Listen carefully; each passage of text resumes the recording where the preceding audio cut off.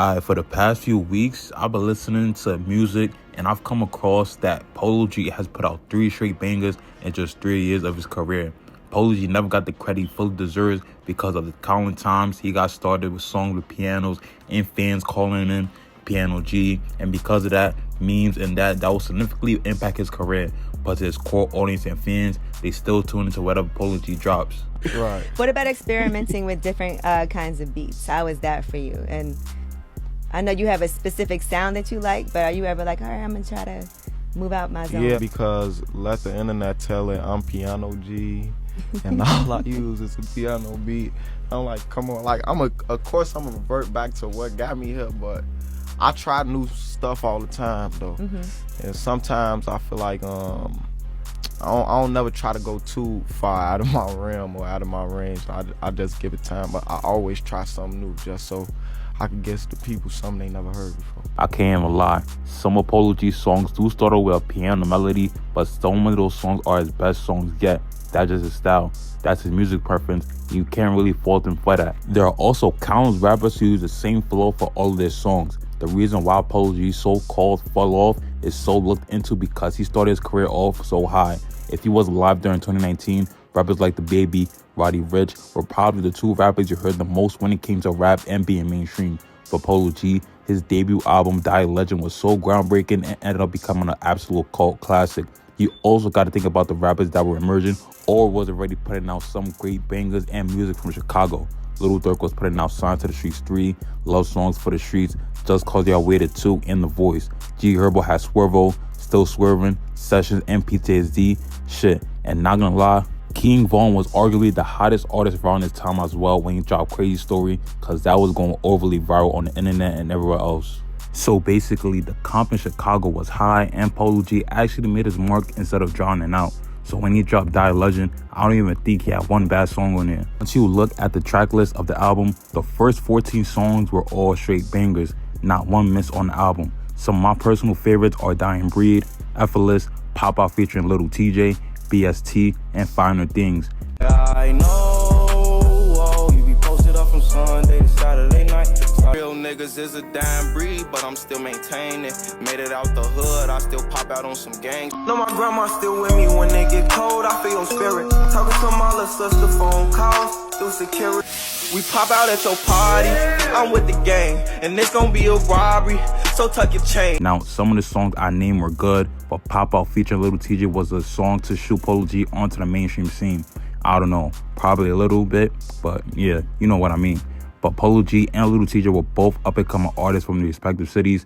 Polo G was from the Chicago, and Little TJ was from the Bronx, and decided to do a song together, and it would go on to become a hit song as well. The song went on to go peaking at number 11 on the Billboard's Hot 100 and is now certified 9 times platinum. Wow. Crazy, right? And not to mention, the Polo G and Little TJ debates were crazy. Like I said before, they were both coming out at the same time, and everyone was debating who had the best verse and who had the better debut album. But my hands could do the job, and I ain't talking master. That shit was ass. But going into the next year, which was 2020, I don't know what was in the water, but everybody was putting out straight heaters.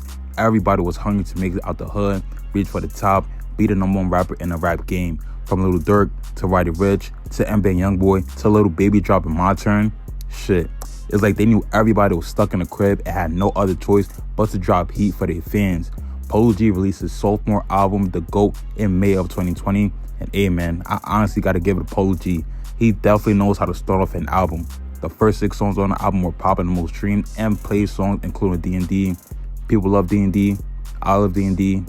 D&D is a good song. Make sure my phone on D&D, I keep my door closed. I've been trying to put the rap game in the chokehold.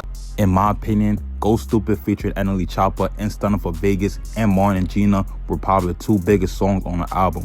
TikTok was popping around 2020 because, like I said, everybody was inside their house, and Go Stupid was being used a lot in a lot of TikTok videos, and the music video to Martin and Gina gave old niggas nostalgia and gained millions of views as well. Now, moving on into 2021, Polo G will drop probably his biggest album ever, which was Hall of Fame and the Deluxe Hall of Fame 2.0, which was a double album. he was also overly mainstream as well. He did a song with Naked and Mae Miller called Better Days, and yeah, Polo G went crazy on the song. Do you remember last night? Cause I blacked out in an all-white dress with a back out. But back to talking about his albums. The original album, the biggest song from it was Rap Star, and it will go on to be his #1 song on the Hot 100. His first ever was #1 song too, by the way. So it was safe to say Polo G was at his absolute peak at this time. A few months later, he would drop the deluxe of Hall of Fame, which was Hall of Fame 2.0, and it would be a double album. He pushed the original album to be the second album and had new songs for the first album on the second album. What? And Polo G probably had a great manager around him, because I don't know how he was able to get a Michael Jackson sample cleared, because he sampled Michael Jackson's Smooth Criminal and made it into his own song called Bad Man Smooth Criminal. He even mentioned Annie in the chorus and asked her if she was okay. He had more songs on the album as well, like Piano G, which was titled after fans and memes started flowing around about him using piano beats. But regardless of that, the Hall of Fame albums were crazy successful and earned Polo G platinum certifications. Now, to sum up the controversy and his fall off in short, he got into some serious trouble with the feds in Miami and in New York with his family, which involved a kidnapping and assault. I don't know, man. Polo G seemed like a nice guy and cool guy, so for him to be kidnapping people or being kidnapped seems to be out of his character. That's it. Now, all of that delayed his Hood Polo album, which was a shit show and was an absolute flop. Maybe we could see Polo G make a possible comeback though. Who knows? Like I said before at the beginning of the video, Polo G came onto the rap scene very, very hot. He dropped his first 3 albums, which was total bangers. So he was reaching his peak very, very fast. He became the biggest rapper in the world in only 3 years. People like his sound, the emotional storytelling, the street stories. But you know what I'm saying? People loved his songs. They could connect with him. They could relate to him. But when the piano beats start playing more and more again, he used the same beats all over again on each song.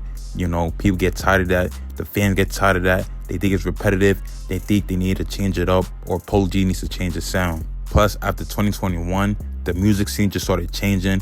New artists were coming onto the scene, making new music, reaching the charts, having a big impact. And Columbia, the label Polo G is signed to, probably held back his album and put it on his shelf due to his controversies and all that other shit he was going through during 2022, 2023, and 2024. The good thing about Polo G is that he's still dropping music. He still has good lyrics, good cadence, his good flow. So, you know, he's not falling off artistically. He's just falling off mainstream. Like, he's not being as commercially successful as he once was. But that's enough of me yapping. That's the end of the video. I love you, no pause. All right, well.